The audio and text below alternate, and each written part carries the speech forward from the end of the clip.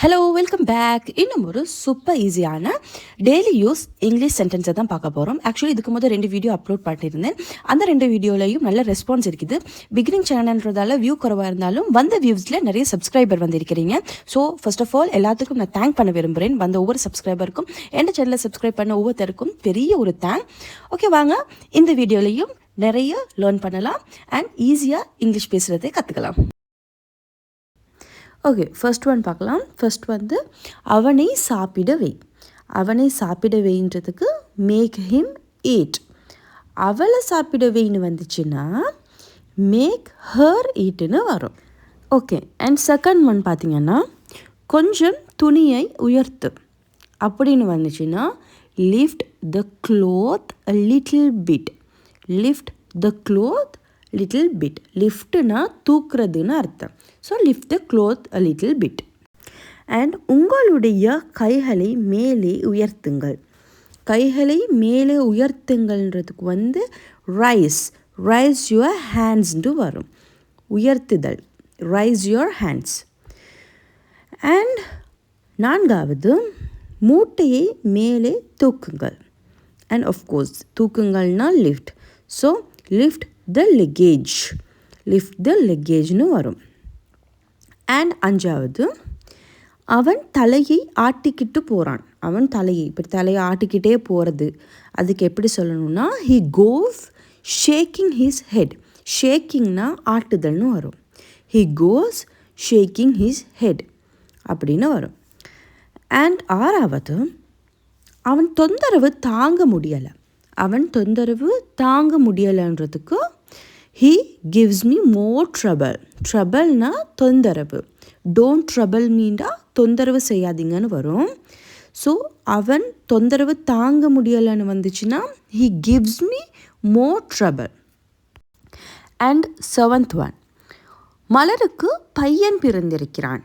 மலருக்கு பையன் பிறந்திருக்கிறான்றதுக்கு வந்து Malar has given birth to a baby boy. பர்த்னா பிறப்பு. Malar has given birth to a baby boy. நான் சேலத்தில் பிறந்தேன். I was born in Salem. நாம் எங்கே பிறந்தோமோ I was born in Chennai. I was born இனுக்கு அப்புறம் அந்த பிளேஸை போட்டால் ஐ வாஸ் போர்ன் இன் அந்த பிளேஸ் வந்துடும்.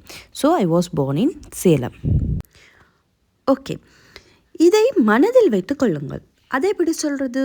இதை மனதில் வைத்து கொள்ளுங்கள்ன்றதுக்கு keep this in mind. Keep this in மைண்டுன்னு சொல்லணும். அண்ட் சாப்பாட்டு செலவை நான் பார்த்துக்கிறேன். சாப்பாட்டு செலவை நான் பார்த்துக்கிறேன்றதுக்கு I bear the food cost of expense.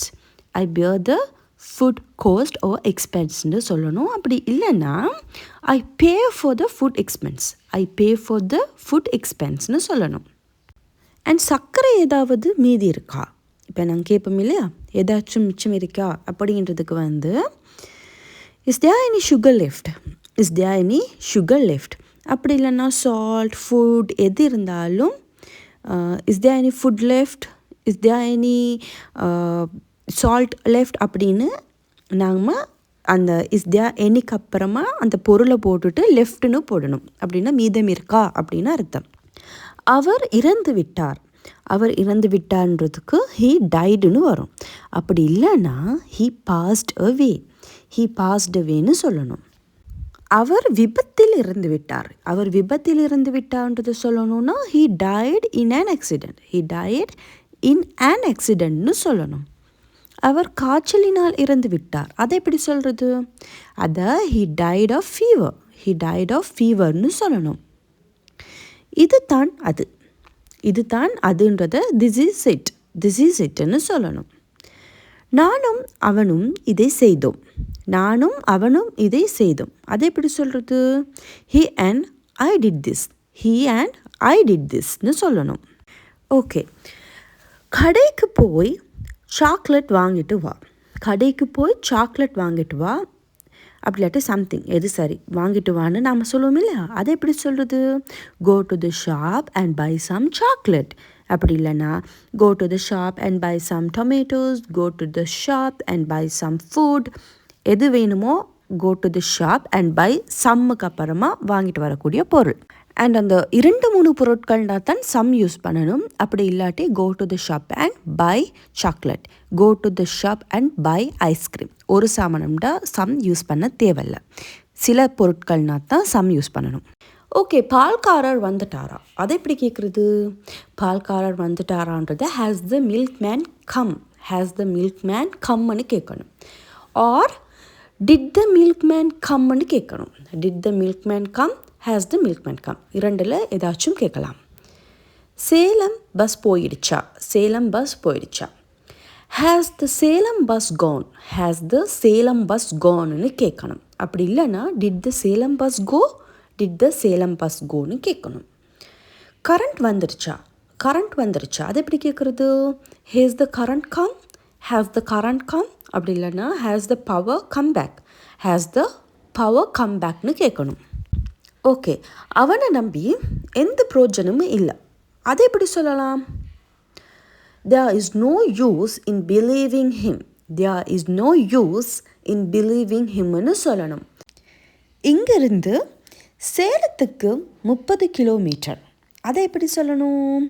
It is 30 kilometre to Salem from here.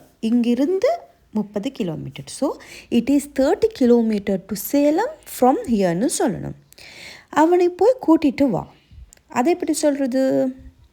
You go and bring him, you go and bring ஹிம்னு சொல்லணும். ஓகே, அவனை இங்கே வர சொல், அவனை இங்கே வர சொல், அதை எப்படி சொல்கிறது? You ask him to come here, you ask him to come here. Okay, அவரிடம் பேனா கேள், அதை எப்படி சொல்கிறது? அவரிடம் பேனா கேள். You ask him for a pen, you ask him for பென்னு கேட்கணும். சைக்கிளை தள்ளிட்டு போ, அதை எப்படி சொல்கிறது? Walk with the bicycle, walk with the பைசிக்கல்னு சொல்லணும். ஓகே, இன்றைக்கி நாம் டெய்லி யூஸ் சென்டென்சஸ் பார்த்தோம். ஐ ஹோப் எல்லோரும் ரொம்ப நல்லா அண்டர்ஸ்டாண்ட் பண்ணியிருப்பீங்கன்னு நினைக்கிறேன். இதே மாதிரி இன்னும் ஒரு வீடியோவோட டெய்லி யூஸ் சென்டென்ஸோடு சந்திக்கிறேன். மறக்காமல் இந்த சேனலை சப்ஸ்கிரைப் பண்ணிக்கோங்க. இந்த வீடியோ யூஸ்ஃபுல்லாக இருந்தால் அப்படியே ஒரு லைக்கை பண்ணிட்டீங்கன்னா எனக்கு மோட்டிவேட் ஆகிருக்கும். அண்ட் நீங்கள் அண்டர்ஸ்டாண்ட் பண்ணினதை அப்படியே கமெண்ட்டில் ட்ராப் பண்ணுங்கள். Thank you, bye bye.